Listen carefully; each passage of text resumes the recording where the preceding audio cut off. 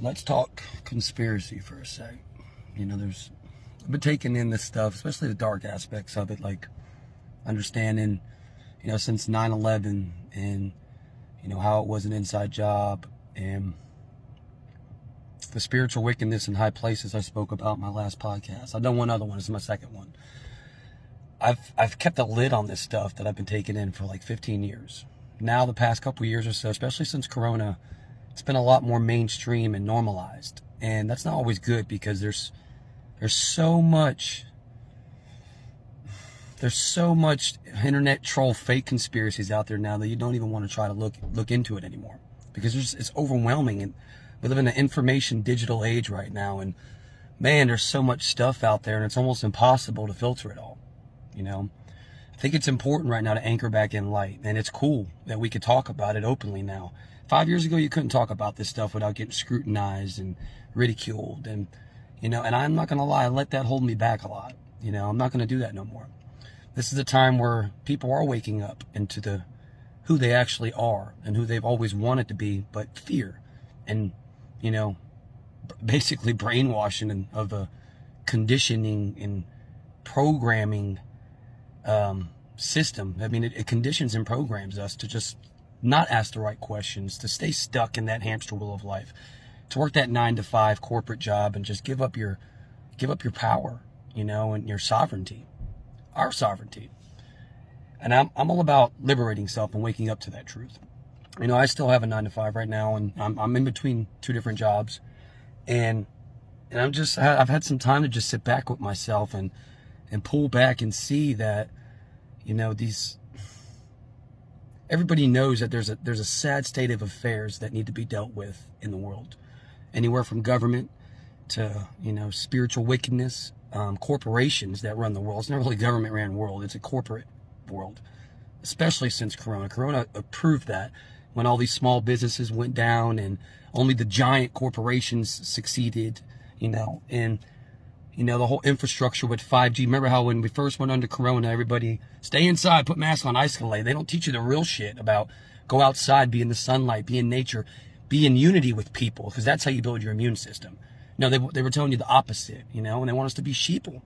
I'm not saying we are, but we're finally starting to take the lid off, and decompress. And everything's coming out. The dark shadow self, everything that needs to heal, all the dramas are working themselves out in the world. And, we have a lot of growing to do, especially in terms of unity. The 1%, we talk about the 1%ers a lot, how they run the world, the elite, or the powers that be. In a lot of ways, it's ourselves, though, holding ourselves back and signing up for this shit, and we're not going to stay asleep anymore. We're waking up. We're liberating to the truth. And ego gets in the way. The dark aspects of ourselves that we haven't dealt with that need to heal get in the way, because we could be responding from the pain of the past, and just reactive to everything going on instead of responding. And that's where I've been at lately. I'm seeing how my old triggers have been holding me back. I project outward, and I've been getting angry a lot. There's an irritability in me. And I know it's that shadow self coming, sticking its ugly and beautiful head up. Barry, you need to work on this, and the light, ushers it back in, like, you need to work on this and this, but don't get overwhelmed with that and that. And there's a lot of stuff. And, Rome wasn't built in a day, man. I think the most important thing to do is just be present in the moment.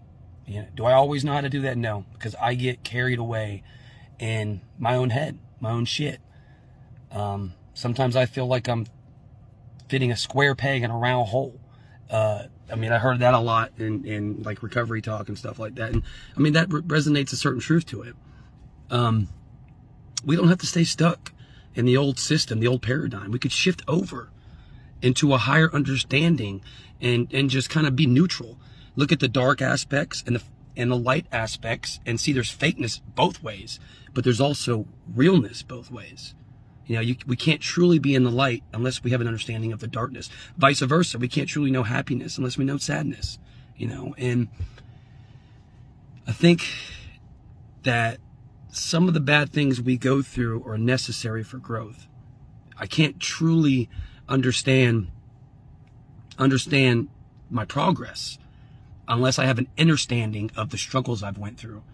I don't know if that's overstood, but some people get what I'm talking about.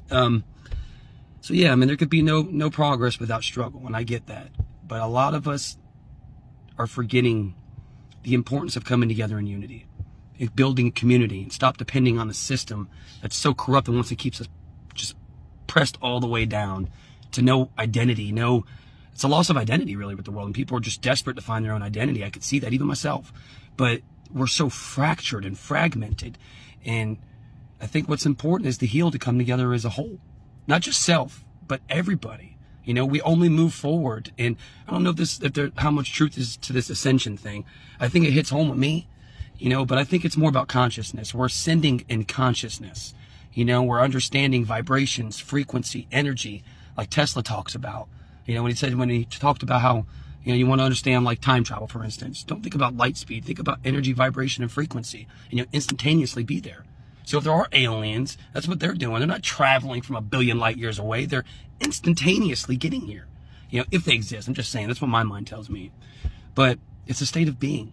And I don't know where I'm going with everything. I kind of feel like sometimes I'm just dumping this stuff out because I've had years of just studying this stuff and never really putting it out there, because of the scrutiny. But I don't care anymore. I'm not holding myself back. I'm going to let my light shine. And I encourage others to do the same thing. The Bible, there's truth in that too. I'm not a very biblical person. I'm not Christian. I believe more in consciousness. But there's truth to the Bible. There's bits and pieces of truth, nuggets of truth to all spirituality. It's about love. And I know we all know that inside, but really the bigger question is, how do we really love without condition? Because we are so conditioned and fragmented, without putting this expectation or that unrealistic expectation over there. I'll love this person if they do this for me. No, just love them regardless of who they are. Myself too, and that's what I'm seeing right now. How do I love and be an instrument of light? How do I, vibrate? If I'm a pebble dropped into a pond, what kind of ripples do I affect? Do I affect? Do I affect change, or am I staying stuck? Spirituality doesn't always mean positivity and love. Sometimes you got to go through your darkness. Anger's coming up at me lately, and I got to get through that and find out really why I'm angry. Anger is just a secondary emotion to fear, is what I'm learning. And so what am I afraid of? I'm afraid of being myself. I'm afraid of being accepted or rejected. I'm afraid of being judged. And then I go a little deeper and realize that may be the negative aspect, but the positive aspect is, no, I accept myself. I know my worth. I validate myself. I've already approved this message, whether you like it or not. And we kind of get on the teeter-totter effect of, is it true? Is it not? And then I know that it's important to be positive, but we have to also understand that there's negativity that needs to be dealt with, and untangling those knots of confusion, to ascend to that higher self. Because I think the higher self is always there. It's just now we're not always on its frequency, its vibration. Our energetic state can be held back, in terms of you get into alchemy, turning lead into gold. So what parts of me energetically are stuck? And I'm realizing most of it is in my gut. Like what they talk about in this chakra system, the root and the navel. There's a lot of negative energy I got stored there. So that's my own inner journey, though. I have to work on that and find some healing, some trusted holistic healing people to help me with that. Because I don't trust very many sources these days, especially in terms of hospitals, mainstream science and big pharma. I definitely don't trust that shit. So I've been understanding, holistic medicine lately. And there's an herb and plant out there to treat every single ailment and disease. All disease is to me is a disharmonic state inside. It's the energetic state of my being. I'm storing this negative energy, therefore causing my own sickness. So how can I get out of that? So I don't know, man. I'm just spewing a bunch of stuff out. I've kept a lid on all this stuff in me for so long that sometimes I'll go off this tangent and that tangent. I'm just trying to put it all together, though.